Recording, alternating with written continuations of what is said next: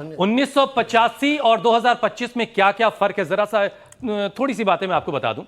देखिए, साल ही नहीं बदले हैं, हालात बदले हैं, देश की राजनीति बदली है, तो मुसलमानों को लेकर राजनीति का नजरिया भी बदला है। संसद में सरकारों का गणित बदला है, सांसदों की संख्या बदली है। 1985-86 में राजीव गांधी की अगुवाई वाली कांग्रेस सरकार के पास लोकसभा में जबरदस्त बहुमत था। 1984 के आम चुनाव में कांग्रेस ने 414 सीटें हासिल की थीं, जो उस समय लोकसभा की कुल 543 सीटों का करीब करीब 76% होता है।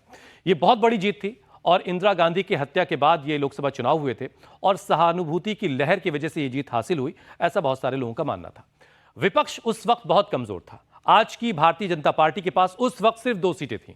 अन्य विपक्षी दल जैसे जनता दल, कम्युनिस्ट पार्टियां और क्षेत्रीय दल जो थे वो बिखरे हुए थे, आज की तरह से एकजुट भी नहीं थे और कांग्रेस के मुकाबले में तो ना के बराबर थे। लेकिन लोकसभा में इस तरह से विपक्ष की अगर कुल सीटें आप देखें तो 100 से 120 के आसपास थीं और इसीलिए राजीव गांधी की सरकार ने शाहबानों के मामले में मुस्लिम महिला अधिनियम, तलाक पर अधिकार संरक्षण अधिनियम बहुत आसानी से संसद से पास करवा दिया। इसे आप उस वक्त मुसलमानों की ताकत के तौर पर भी देख सकते हैं, इसीलिए शायद याद भी कर रहे हैं बोर्ड वाले उस दौर को। और कांग्रेस पर इस मामले को लेकर के तुष्टीकरण का इल्जाम भी बहुत लगता है और इस फैसले के बाद से बहुत सारे जो पॉलिटिक्स को समझने वाले लोग हैं, देश की सियासत को समझने वाले लोग हैं, वो ये कहते हैं कि इस फैसले के बाद से मुसलमानों के लिए खराब दौर की शुरुआत हुई। उस दौर के मुकाबले आज की संसद में विपक्ष फिर भी एकजुट है। वक्फ कानून का विरोध भी हुआ, लेकिन सरकार ने आसानी से इसे पास करवा लिया। बोर्ड और मुस्लिम संगठन इसे रोकने में नाकाम रहे हैं, लेकिन अब भी आंदोलन का बार बार जिक्र हो रहा है और बाकायदा एक लंबी चौड़ी तारीख है। दिल्ली के तालकटोरा स्टेडियम में और तमाम सारी जगहों पर देश भर में आंदोलन की बात कही जा रही है। अफजाल साहब, जरा अब आप ये समझाइए कि मुसलमानों के जो नाराजगी है, मुसलमानों की जो शिकायत है, आप तो मुस्लिम राष्ट्रीय मंच के कन्वीनर भी हैं, आप सरकार तक बातें पहुंचा सकते हैं, उनके जो सवाल हैं वो एड्रेस क्यों नहीं किए गए? इतना बड़ा आंदोलन खड़े करने की जरूरत मुसलमानों को क्यों पड़ रही है? देखिए, 1985 और 2025 के बीच में एक दौर ऐसा भी आया था, एक इंस्टेंट ट्रिपल तलाक का जो मसला था उसके ऊपर कानून बना और इसी सरकार ने बनाया।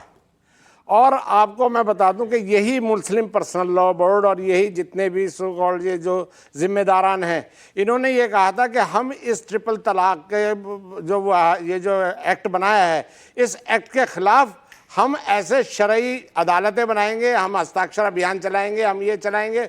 बहुत सारे आंदोलनों का इन्होंने जिक्र किया, लेकिन अफसोस की बात है कि इनका आंदोलन सारे ढेर हो गए क्योंकि ये जमीन पे नहीं थे। तो आप साथ आए नहीं शायद, इसलिए ढेर हुए होंगे? नहीं, देखिए मेरी बात सुनिए, मैं इसलिए ढेर हुए। इन्होंने असल में क्या है कि ये लोग, इनका काम क्या है कि निशिस्तम गुफ्तम बर्खास्तम।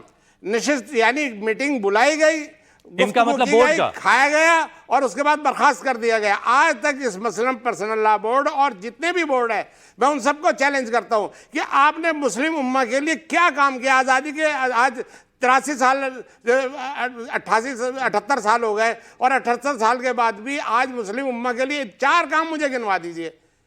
लेकिन आप जब इस तरह से सरकार, आप नमाज पढ़ते हैं उसका इंतजाम नहीं, नमाज देखिए, नमाज हमारी पर्सनल है जी, नमाज हमारी पर्सनल है। रोजा, ज़कात, हज, ये सब हर इंसान की पर्सनल है। उसका सवाब और जज़ा सज़ा वो अल्लाह ताला हमें देगा। उससे मौलाना या मौलवी का कोई लेना देना नहीं है, उससे मजहबी अरकान में कोई और लेना देना नहीं है। मैं हाथ जोड़ के पूछना चाहता हूं कि मुझे आप लोग इतने बड़े जिम्मेदारान हैं, आप बताइए तो सही मुझे कि आपने पिछले 78 साल की आज़ादी के बाद कौन कौन से ऐसे काम किए जिससे मुस्लिम उम्मा को फायदा पहुंचा है, चाहे वो बीजेपी हो चाहे आरएसएस हो।